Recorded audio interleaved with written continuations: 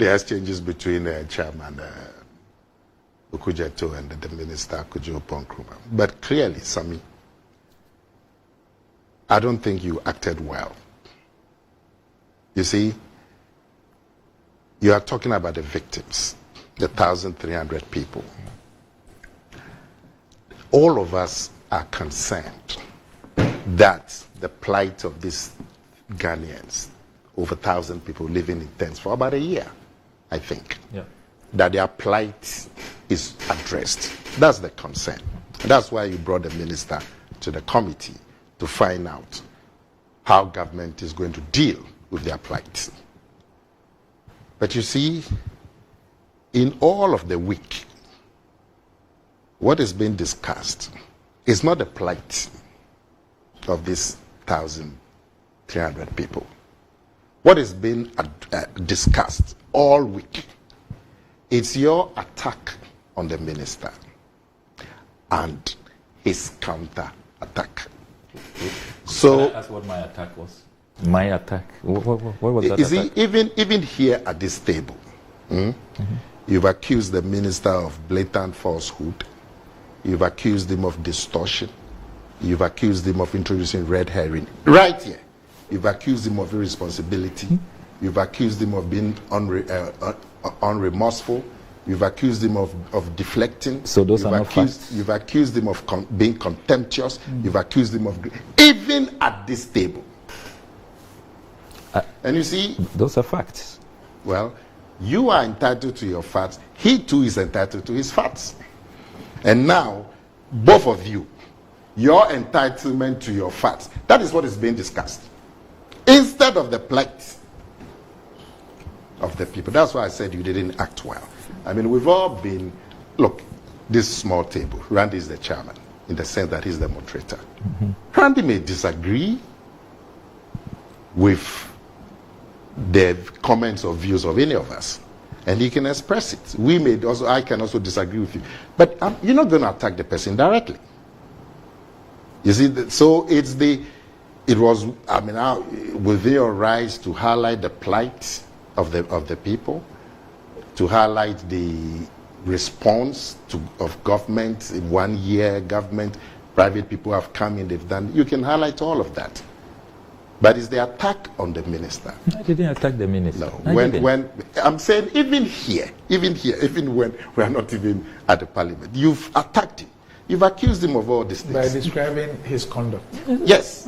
You've attacked him of because those are the issues. That's why we summoned him. Sammy, I'm saying that even on this table, you've attacked, and I've mentioned all these words that because the deadlines are being missed, assurances are not being met.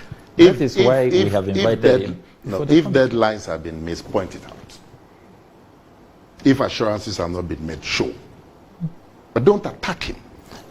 So I'm saying that is the whole point. If Randy disagrees with you, he will point it out. We've all been, listen, we've all been moderators of events. We've all been leaders. You're too young to watch Talking Point. It's okay. It's okay. Don't see it as a personal attack. But so what I'm saying is that, Sammy, what I'm saying is that the people who appear before you, they are your guests. You have invited them. You can be forthright with them, but you have to protect their integrity. And you didn't do that. Really? You didn't do that. You see, so that was the problem. That was the problem. As you speak, I disagree with your conduct at the, but I'm not going to attack you and say that you were arrogant or you were this and that. You will see it as a personal attack. So that is it. And I mean, we've all been in this situation before. We've all been moderators, we've all been leaders and so on. So when you called him names, clearly this was a personal attack. He also chose. He called him names at the... I mean, I'm saying even here. Which names? Okay, when you make those I didn't do that. You said he took objection to the way you described him. And I mean, Sammy was visibly angry. I mean, his tone, his gesticulations, yes. After the baseless attacks, I'm the victim here in terms of the proceedings. Now you are saying how he brought in these soldiers. Okay, I didn't bring that. Now you are saying his attacks were baseless. He too believes your attacks were baseless. That is it. No, yes. I mean, where did this soldiers thing come from? I mean, was that what we were discussing? Was a hearing about how soldiers... He believes, listen, he believes, even though you don't believe it, but he believes that that information you put out, that the soldiers had been withdrawn, was false. That's what he believes. You say that you spoke to the commander. We don't know which commander you spoke to.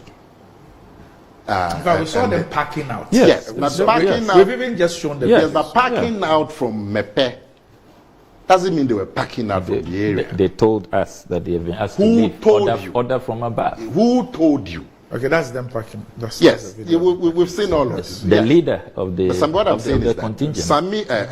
The minister believes that the information that they were packing out from the area, he said they were moving from one part to another. No, part. That's not accurate. But he also believes that... So why is it that in less than 10 minutes they came back to the same place? Why? They can after the breaking news. They can be ordered to come back. Those are operational issues. Unless you can show us which commander told you that so. Of course, we have the names.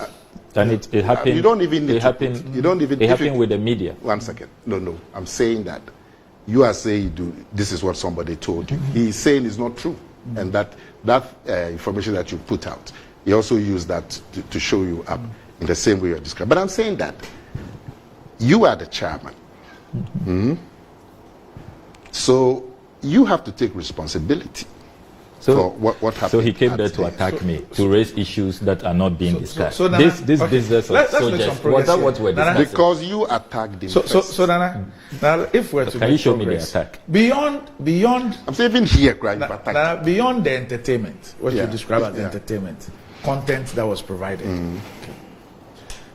And we've had this discussion about 10 times on this program. What I'm going to ask you about on this program. That if we have a disaster of that sort, last year we were here, like I said, we've discussed this about 10 times. Discussing the government's response. This is an issue where the president himself went there when he returned. Not to stop you.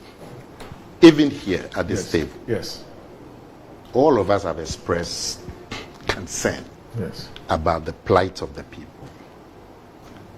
1 year living in tents, and that it looks like government response has not been adequate, and so on. We've all talked about that, and I've said that Sami could have raised those issues, but it's the direct attack against the minister, accusing him of introducing red herrings and diversion and obfuscation, and even at this table, you've described him in several words, that he was peddling falsehood, he was distorting, he was introducing red herring, he was irresponsible, he didn't show all kinds of things. That is the issue. Now, when you gentlemen went into retreat, because obviously the committee members felt that what was happening, the attacks and counter-attacks was not dignified, so they called for, which usually what happens in this case because of the televised thing. When you came back, I expected the two of you to have taken responsibility and apologize for the attacks and counterattacks. And say, look, okay, we may have lost our tempers and so on and so forth. We apologize for it.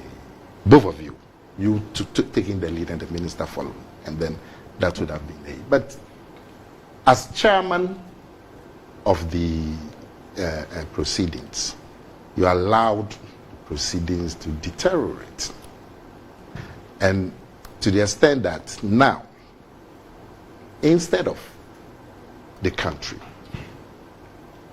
discussing or highlighting the plight of the people, what we are discussing is the degeneration. Yeah, so then that's why I asked that I mean, over a year on. I agree with you, but I'm saying that well, there's no dispute. All of us And I'm saying even today here, I have talked about the plight of the people. Yeah, well, explain. You know why I'm saying that? Not to make excuses for Sammy. Okay. Not to make excuses for him. And you've heard my views about what I saw. Yeah. But if I also put myself in his shoes, and I'm saying I'm not making excuses for him. I've said what I think about what happened. You know, if you represent a people and all these things have happened, you remember that even within 2 months of the issue, we were talking about government's lack of concern and whatever. Now, if the thing has traveled to over a year and you still don't see any concrete steps taken by government to resolve the issues, and assurances have been made in Parliament, government through its minister has been invited to come and it is still an issue of explaining and asking for time and all that, it could really get to you. It could really get to you. See, that is why you asked Sammy the question that shouldn't he have recused himself? But it doesn't. He didn't even need to recuse himself, and he had the right to get to you. How do I say it? He had the right to be emotional about it. Because apart from the fact that these are Ghanaians and all of us are concerned, and can you imagine if these 1,300 Ghanaians, this treatment was being meted to them in, say, Libya, abroad? Oh, I mean, so all of us are concerned. And Sammy, not all of us. Government is not concerned. Well, okay, that is your view. I don't have a problem. Oh, that's a fact. No, that's a fact. That is your set of facts. Not my set. But let me finish. Yes. When the minister came, the minister said in a couple of days he's going to give further information. You may have the opinion that 14 days are too long. I mean, that's the urgency and all of that. It doesn't seem urgent. No, it's not a 14 days. But you're relating the thing to from when it happened. Yeah, it doesn't matter. And the fact that even those of us sitting here, we've discussed this thing over 10 times. I'm saying you are entitled to believe that government hasn't shown concern. I don't have a problem. I'm saying that to reduce, and you have the right to be emotional, especially since you are also the member of Parliament. So these are directly, some of them may be your relatives, some of them may be your friends, and so on. So you have even the right to be emotional about it. But don't attack the integrity of your witness. That's what I'm saying.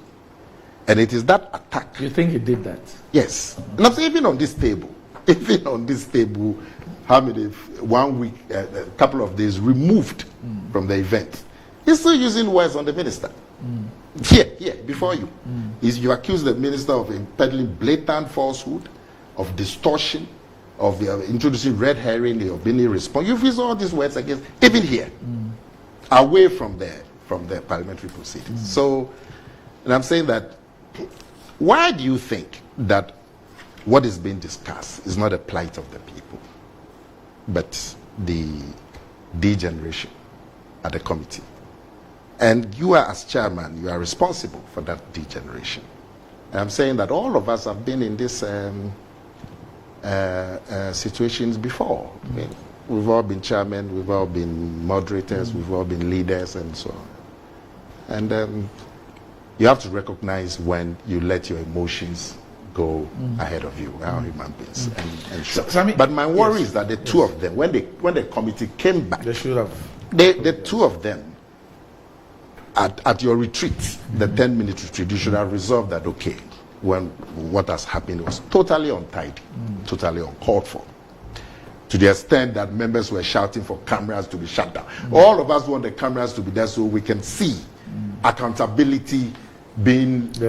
yes. And now because of the degeneration, even the members of the committee were asking that the cameras be shut off. So total degeneration. And so I thought that you will resolve at your retreat that, look, it's degenerated where we come, we'll make apology and then continue. And that didn't happen. And I was disappointed. Okay.